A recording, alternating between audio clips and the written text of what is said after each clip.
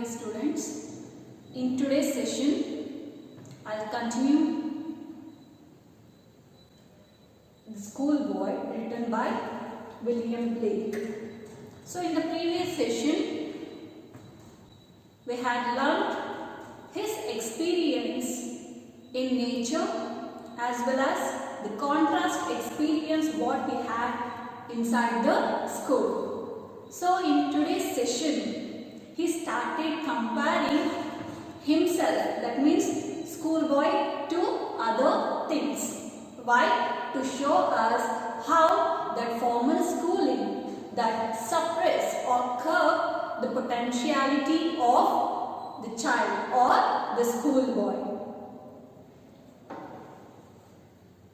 First, I'll read the poem. Keep your text nearby you. How can the bird that is born for joy sit in a cage and sing? How can a child, when fears annoy, but droop his tender wing and forget his youthful spring? So here in the fourth stanza, he started questioning by comparing himself to the bird. So here the first comparison what he made means he compared himself to a bird. Yes, as we know that bird wants to enjoy freely in the nature. One, it will be very happy whenever it was flying in the nature. One, it will be free. But if we imprisoned the same bird inside the cage, is it possible for a bird to sing happily? Never. So here bird which known for freedom, and here cage refers to school. By giving example of bird and cage, he started comparing his former schooling. He thought that school is like a cage and schoolboys, they were like a birds. So how it is highly impossible for a bird to enjoy when it was inside the cage? Same way, even the schoolboy, he too couldn't enjoy anything or any aspect of the school. So he couldn't enjoy anything whenever he was inside the class or inside the school. For that reason, who was questioning, how can the bird that is born for joy, bird which is born to enjoy, so that means it likes freedom. Whenever it was flying freely, it could sing a song. Whereas if the same bird, if it kept inside the prison means or kept inside the cage, it won't sing any song because it was not so happy. Same way, he questioned, how can a child, when fears annoy means angry, but droop his tender wing and forget his youthful spring? So here, what William Blake did is, he used to compare a life of a person to the seasons. How? Here, spring refers a childhood, and summer refers youth, and winter old age. So according to William Blake, if one doesn't enjoy the childhood, definitely his youth and old age definitely will be utterly dry and unproductive, because in a person's life, any person's life, childhood is very necessary. So that means one should enjoy the life of the childhood, or else his youth and old age will be unproductive, which is not very fruitful. He couldn't enjoy anything in his further life. So for that reason, who took the example of the season? For example, if we plant a sapling during the time of spring and we need to nurture that sapling until it grows. If there is no plant in the spring season, means even the summer and winter will be dry. We won't get any plant or any fruit or any flower. So here in spring, which matters a lot. So that means like the way even the childhood for a person that matters a lot. So here what happened means that formal education that suppress the talent of the schoolboy without giving any opportunity for the schoolboy to express inside the school, because they only stress on education, they imposing restriction, they started controlling the schoolboy in the formal education.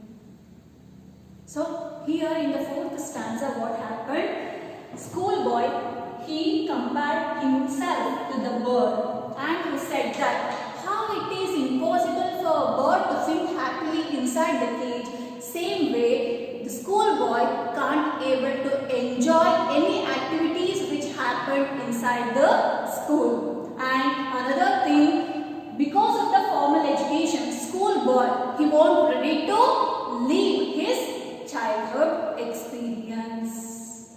That is the thing he was explaining in the fourth stanza. Next stanza, who started complaining. Whom? He started complaining and he started questioning his parent. Oh, father and mother, if birds are nipped and blossoms blown away, and if the tender plants are stripped of their joy in the springing day by sorrow and care's dismay, how shall the summer arise in joy, or the summer's fruits appear? Here what happened? The next thing, who started blaming, he started questioning his parent. If buds means mogu, what we call. If we pluck the bird itself, how can we get flowers? Without buds, we can't able to get the flower. So blossoms will blown away, flowers will blown away. So here the next point is, he started comparing himself to the birds. If we pluck the buds itself, we won't get the flower. That is the next comparison made. Next, and if the tender plants means saplings, put together what we call. If the tender plants are stripped means take off or remove of their joy in the springing day by sorrow and care's dismay, how shall the summer rise in joy, or the summer's fruits appear? The next comparison is, who started comparing himself to the tender plants, a small plant, because schoolboy even he too was a small, that is his childhood. When he doesn't experience or enjoy his childhood life, his further life will be not so happy. So if we pluck or destroy the tender plants itself, we can't able to see any trees in summer or in future. Yes or no?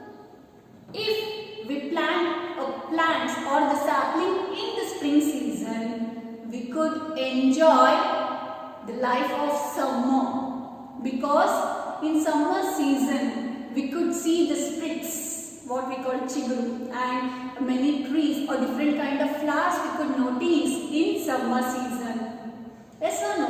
If there is no plants in the spring season, means how it is possible for us to see the flowers and fruits, or it is highly impossible for us to expect anything in summer. And definitely winter which is known for deciduous period. We used to call that winter as deciduous period, means dry. Winter means nothing but deciduous means dry. We couldn't get anything.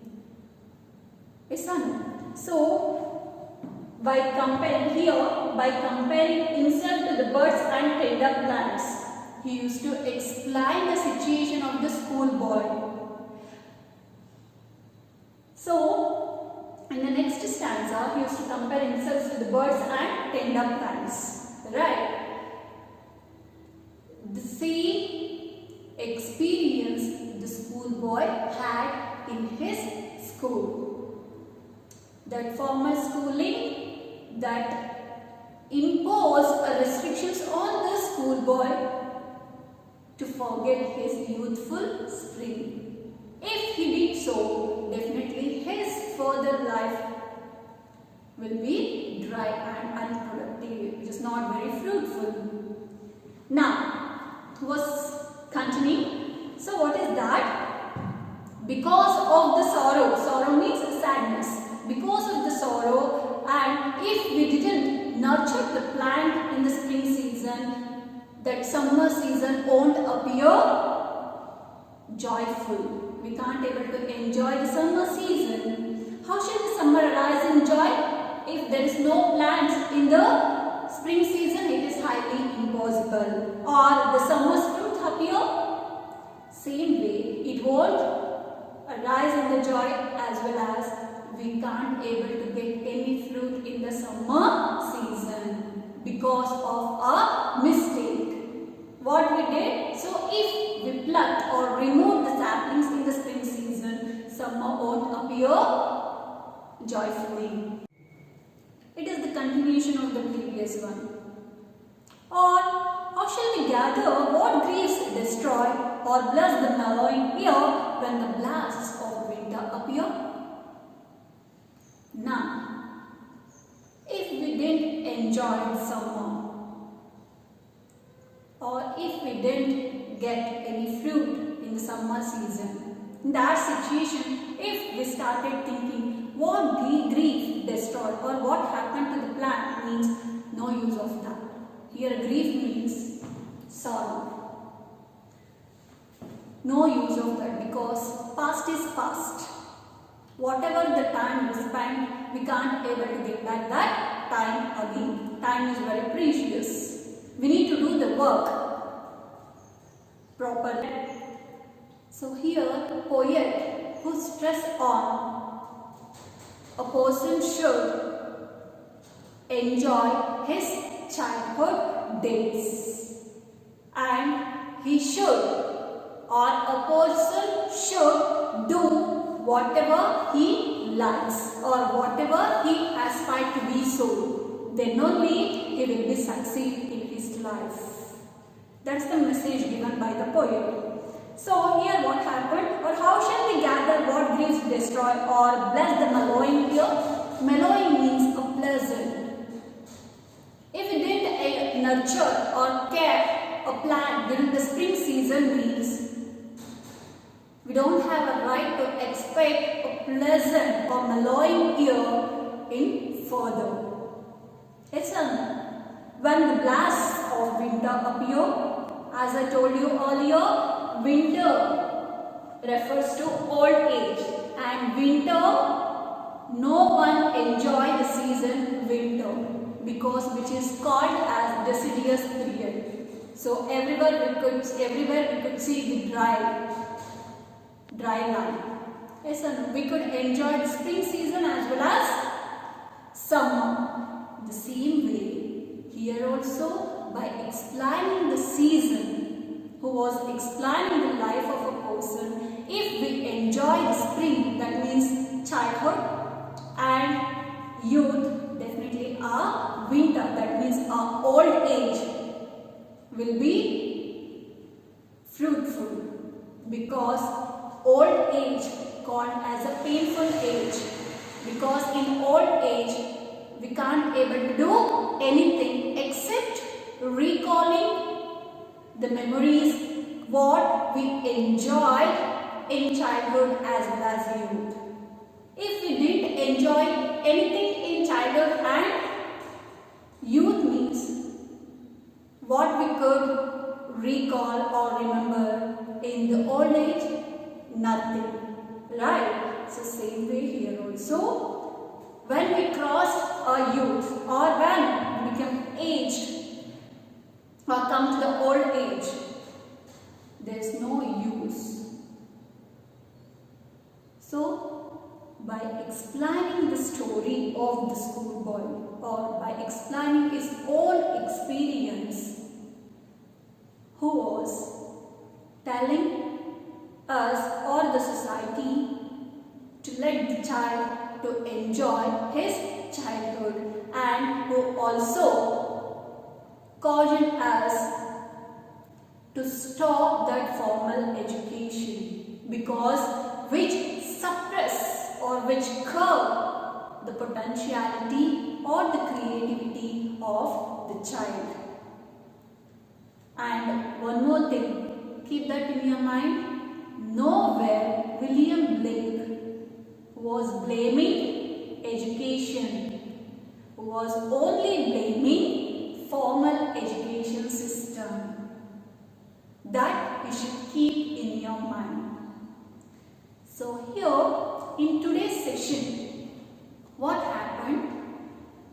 William Blake, who compared himself to the birds, tender plants, to show us how the formal education which suppress or hinder the creativity of a person or schoolboy. And here was comparing seasons to the life of a person. Spring refers to childhood, summer, youth, winter, old age. And who also questioned his parent about